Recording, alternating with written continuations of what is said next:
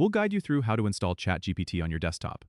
If you find this helpful, consider subscribing and liking the video. First, go to the official OpenAI website by typing openai.com in your browser's address bar and hitting enter.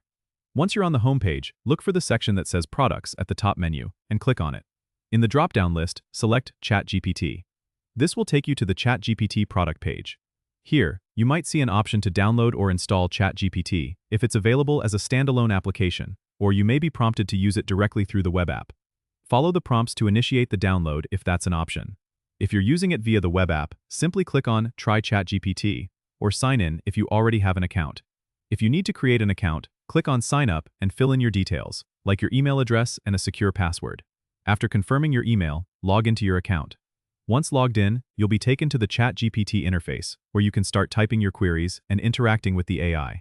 If there are any specific installation requirements or updates, they will usually be listed on the download or product page, so keep an eye out for those. It's as simple as following these steps, and you'll be chatting with ChatGPT in no time.